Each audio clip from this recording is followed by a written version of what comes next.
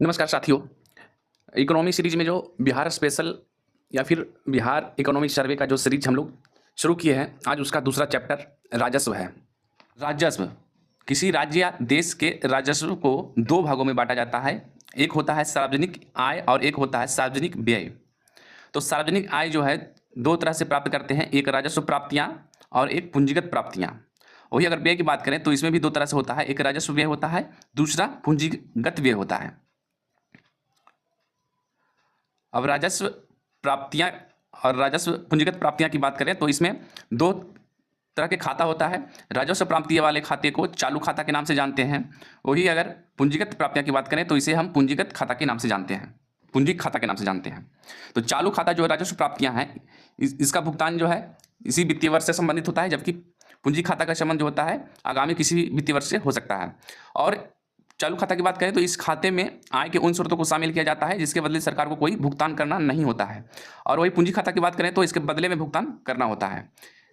जैसे कि चालू खाता में गैर कर आय हो गया, करेत्तर आय हो गया, कर वाले आय हो गया, सार्वजनिक उपक्रम से लाभ हो गया, ब्याज की आय हो गया। और इसकी प्रकृति जो है चालू खाता की अल्पकालिक होती है।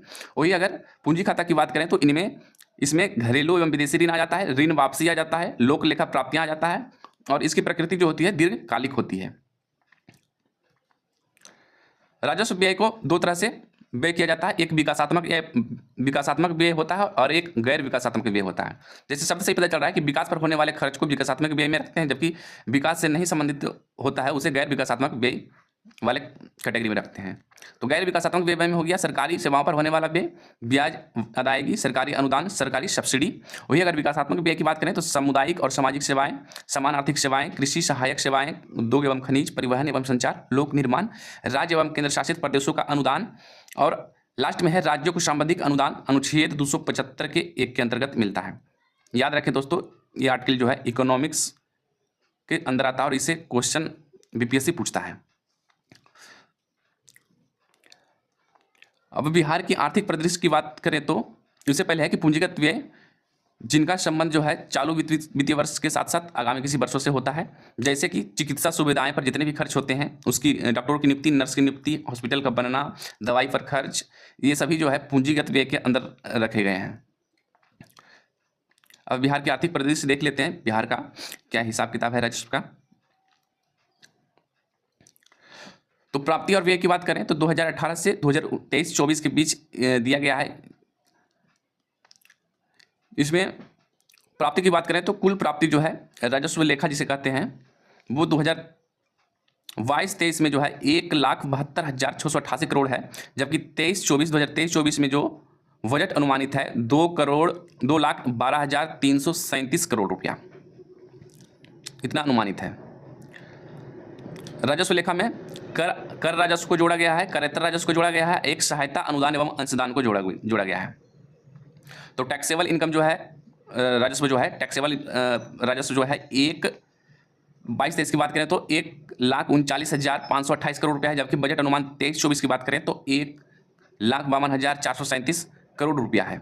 याद रखें दोस्तों, बिहार आर्थिक सर्वेक्षण 2024 निकला है, उसमें एक्यूरेट डाटा जो है 2022-23 का मिलता है, जबकि अनुमानित डाटा जो है 23-24 का मिलता है। तो उसी हिसाब से टेबल में दिया गया है। ये सभी डाटा जो है बिहार आर्थिक सर्वेक्षण 2024 से लिया गया है।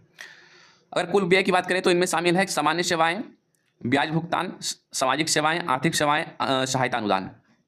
तो इनमें कुल व्यय जो है 22-23 की बात करें तो 1,83,976 करोड़ रुपया है, जबकि अगर 2023-24 के बजट अनुमान की बात करें तो 2,07,848 लाख करोड़ रुपया है। राजस्व घाटा की बात करें तो राजस्व घाटा में 11,228 करोड़ रुपया है, 11,228 करोड़ रुपया है राजस्व घाटा है 2023-24 में, 2022-23 में।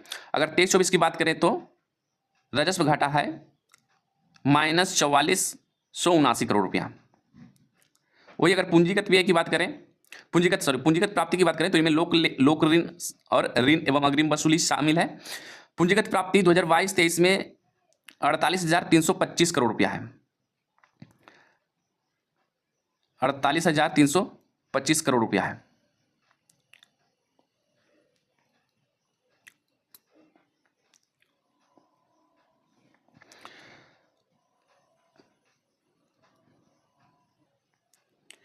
वही अगर पूंजीगत व्यय की बात करें, इसमें शामिल है पूंजीगत परिव्यय, ऋण व अग्रिम, लोक ऋण। तो पूंजीगत व्यय जो है 2022-23 में 47,928 करोड़ रुपया है। अगर 2023-24 की बात करें तो 54,037 करोड़ रुपया 2023-24 में बजट अनुमानित है। वही अगर कुल व्यय की बात करें, कुल व्यय की बात करें तो 2022-23 में 2,31,904 करोड़ रुपया है, जबकि 2023-24 में बजट अनुमानित जो है 2,61,885 करोड़ रुपया है। सकल राजकोषीय घाटा की बात करें, इसी से ज़्यादा क्वेश्चन आता है सकल राजकोषीय घाटा से, तो जो 2022-23 में 44,823 करोड़ रुपया है। अगर वही 2023-24 की बजट अनुमानित की बात करें तो इसका 25,568 करोड़ रुपया है राजकोषीय घाटा। तो राजकोषीय घाटा घटते जा रहा है धीरे धीरे। और प्राथमिक घाटा की बात करें तो 2022-23 में 29,640 करोड़ रुपया है, जबकि 2023-24 में 7,213 करोड़ रुपया है। कुल ऋण ग्रहण की बात करें तो 2023-23 में 48,284 करोड़ रुपया है। अगर वही 23-24 की बजट अनुमान की बात करें तो 49,327 करोड़ रुपया है कुल ऋण ग्रहण, जिसमें शामिल है आंतरिक ऋण ग्रहण और केंद्र से ऋण ग्रहण। वही अगर लोक ऋण अदायगी की बात करें तो अदायगी हुई है 14,351 करोड़ रुपया 22-23 में, और 23,559 करोड़ रुपया 2023-24 में अदायगी हुई है। बकाया ऋण की बात करें तो अभी भी बकाया है 2,93,307 करोड़ रुपया 2022-23 में, और 2023-24 के अनुमान जो है 3,19,075 करोड़ रुपया है। अगर वही जीडीपी की बात करें तो 2022-23 में एक्यूरेट जो है 7,51,396 करोड़ रुपया है, और 2023-24 में 8,58,928 करोड़ रुपया होने के अनुमान है।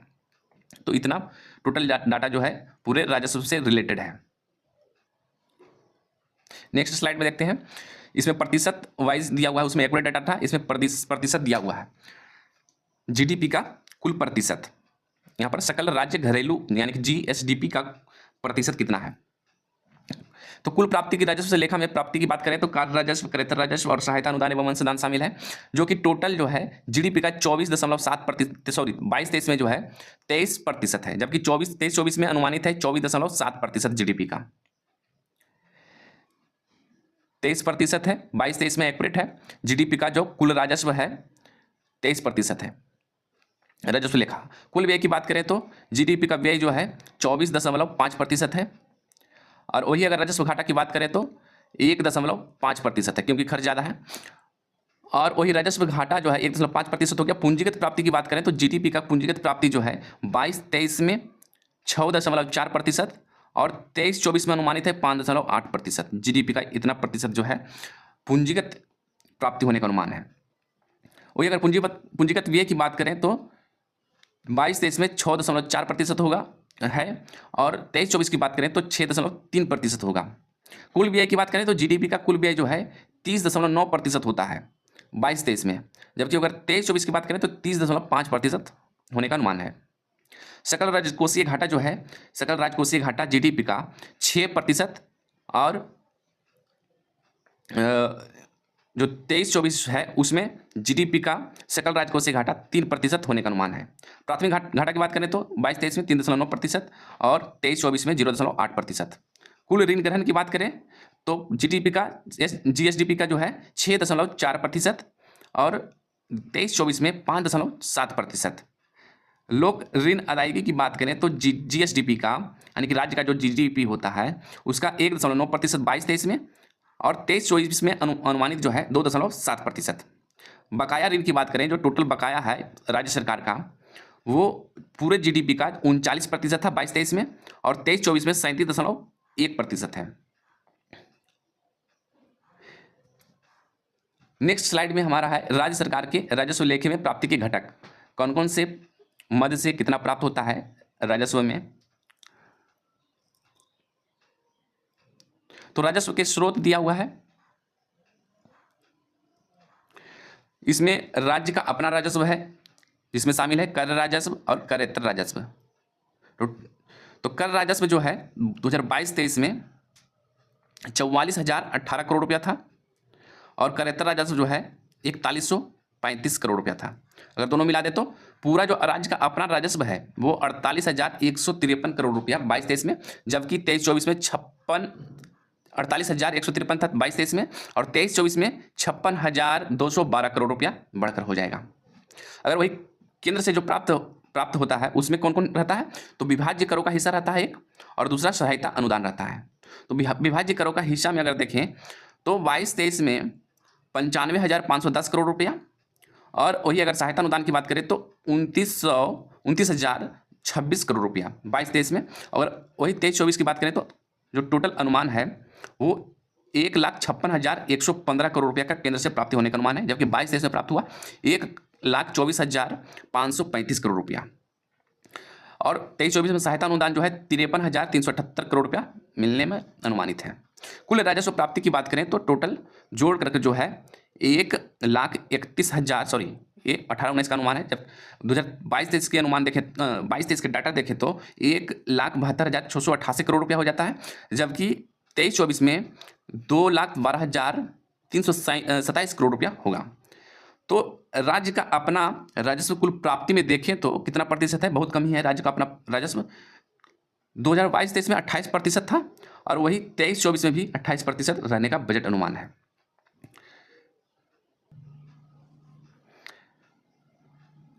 विभाज्य कर का जब हिस्सा है जो राज्य को मिलता है उसका जो स्टैंडर्ड है, यानी कि किस आधार पर जो है वित्त आयोग राज्यों को हिस्सा बांटेगा उसका पैमाना दिया हुआ है। देखिए, आवश्यकता बराबरी प्रदर्शन के सिद्धांत के आधार पर कुल हिस्सेदारी में क्षैतिज अंतरण के मानदंड जो है, तो मानदंड में पैमाना क्या क्या है, तो जनसंख्या का 15% लिया जाता है। जनसंख्या के जो आधार है वो 15% हिस्सेदारी में प्रतिशत भाग लेते हैं, जबकि क्षेत्रफल भी 15% है। वही अगर वन और पारिस्थितिकी की बात करें तो इसका 10% है, और आय के अंतर की बात करें तो 45%, यानी कि सबसे ज़्यादा वेटेज जो है आय के अंतर को लिया जाता है।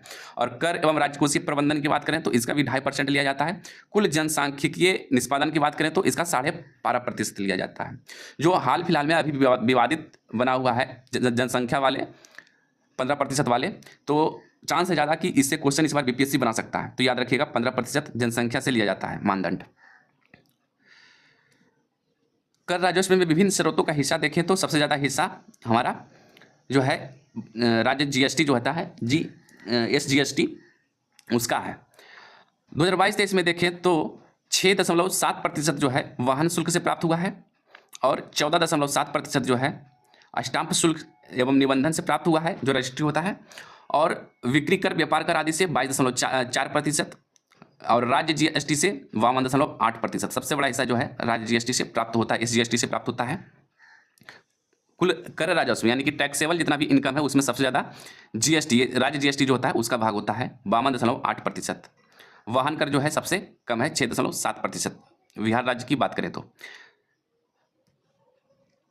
विभिन्न राज्यों के अपने कर राजस्व कितना कितना है उसका SGST का भी प्रतिशत इधर दिया हुआ है, यानी कि राज्य के जीएसटी में उसका कितना प्रतिशत टैक्सेबल इनकम है, टैक्सेबल राजस्व है। तो बिहार की बात करें तो बिहार का कुल राजस्व जो है वो सकल राज्य यानी कि GSDP का 23.5% रहा। 21-22 के डेटा दिया हुआ है, और इसमें देख ले तो सबसे ज़्यादा जो है बिहार का ही है।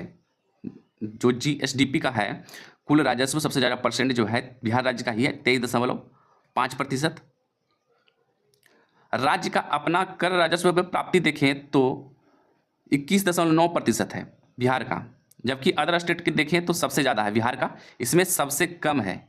यानी कि यहाँ प्रोडक्टिविटी जो है बहुत कम है, केंद्र पर निर्भर जो है, इससे पता चलता है कि केंद्र पर निर्भरता जो है बिहार का ज़्यादा है, क्योंकि अपना कम है। अपना जो है राजस्व प्राप्ति पूरे राजस्व का बहुत कम है।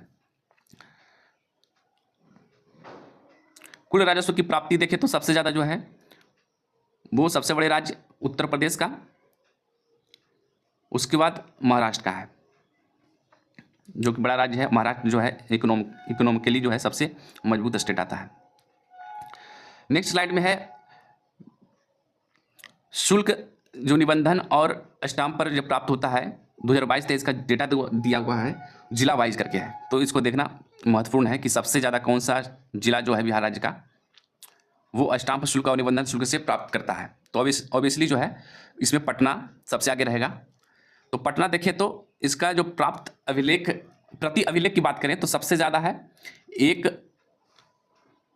1,08,737.4 रुपया है प्रति अभिलेख। और अगर वही कुल प्राप्ति की बात करें तो 1300 करोड़ रुपया है, 1300 करोड़ रुपया है।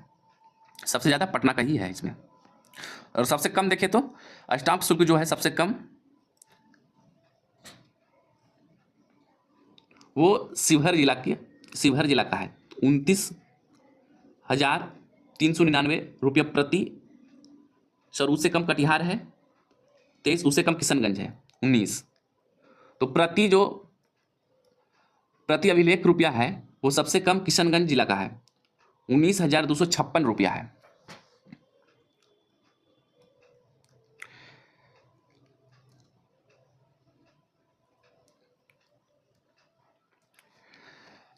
राज्य सरकार की जो व्यय है वो कितना परसेंट कहाँ पर होता है खर्च, वही इस ग्राफ में दिया हुआ है।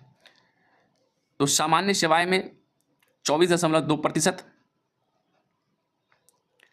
वही सामाजिक सेवाएं में 38.1%, जो सबसे ज़्यादा व्यय होता है वो सामाजिक सेवाएं में होता है 38.1%। उसके बाद सामान्य सेवाएं में 24.2%, आर्थिक सेवाएं 17.1%, ऋण एवं अग्रिम का जो है 0.9% भाग है। लोक ऋण अदायगी की बात करें तो 6.2%, पूंजीगत परिव्यय की बात करें तो 13.6% है। इसमें कुल व्यय का परसेंटेज दिया हुआ है। राज्य सरकार के व्यय में प्रतिशत वृद्धि की बात करें तो व्यय में जो है प्रतिशत वृद्धि बढ़ता ही जा रहा है। 2021-22 में देखें तो 5.8% था सामान्य सेवाएं में, वही 22-23 में बात करें तो 14.5% बढ़ गया है। सामाजिक सेवाएं में बात करें तो इसमें घटा है। सामाजिक सेवाएं 21-22 में 19.3% था क्योंकि कोरोना उस समय था, और अभी देखें तो यह घटा है कुछ 16.1% पर आ गया है। आर्थिक सेवाएं की बात करें तो 21-22 में 16% था और 22-23 में लगभग वही है 15.9%। सहायता अनुदान करें तो जो 21-22 में है -100 था, जबकि अभी -63.8% है। पूंजीगत परिव्यय की बात करें तो 30% था 21-22 में, और 22-23 में 33.1% बढ़ गया है। लोक ऋण अदायगी की बात करें तो अदायगी करने की क्षमता बिहार का बढ़ा है, 27.1% था 21-22 में, और 22-23 में बात करें तो 64.1% हो गया है। राज्य द्वारा प्रदत्त ऋण एवं अग्रिम की बात करें तो 21-22 में 32.7% था और 22-23 में 39.1% हो गया। पूरा योगफल जो है 20.1% आता है प्रतिशत में राज्य का व्यय व्यय में वृद्धि 20.1% व्यय में वृद्धि हुई है 22-23 में।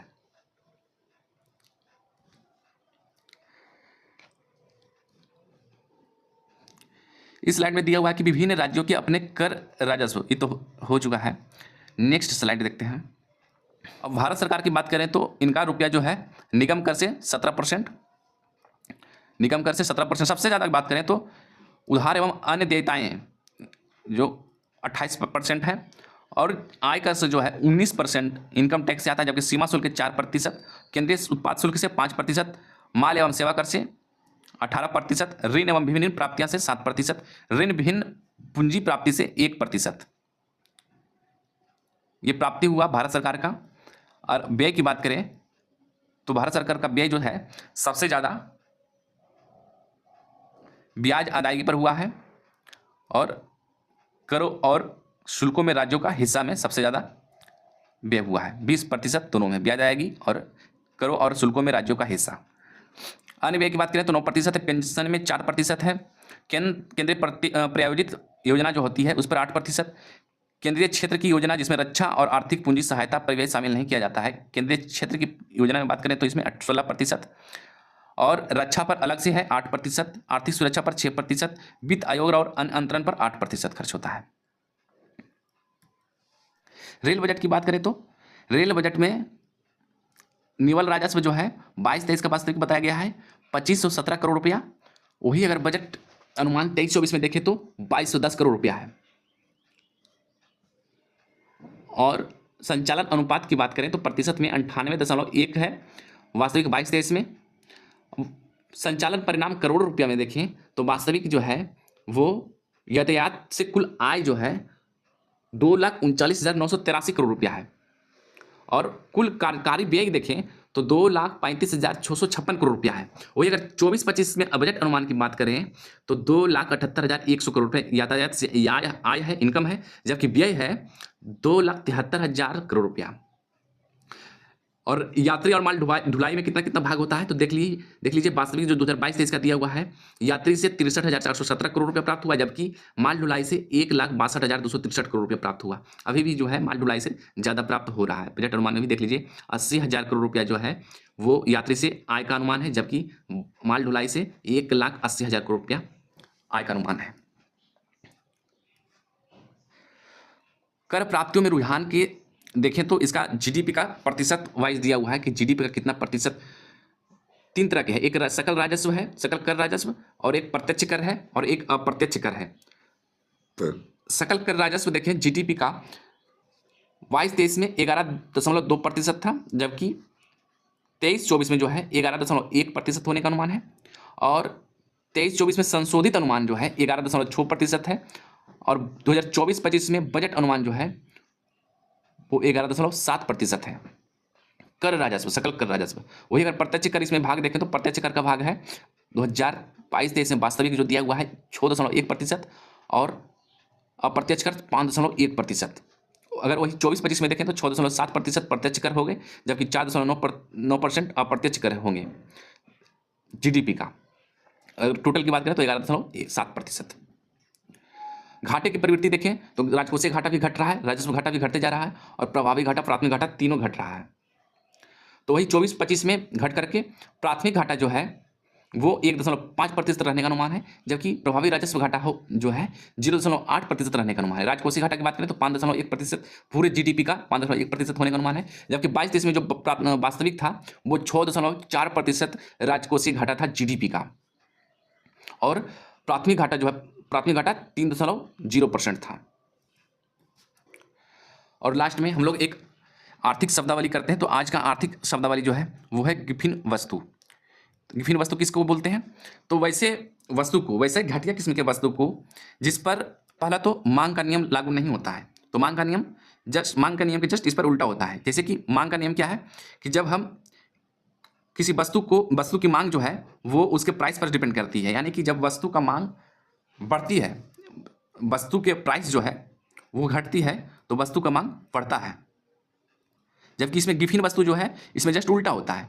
इसमें होता है मूल्य में वृद्धि होने से इसका मांग जो है बढ़ जाता है, और मूल्य में कमी होने से इसका मांग घट जाता है।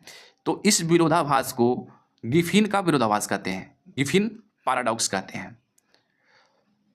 यहाँ तक देखने के लिए आप लोगों का बहुत बहुत धन्यवाद।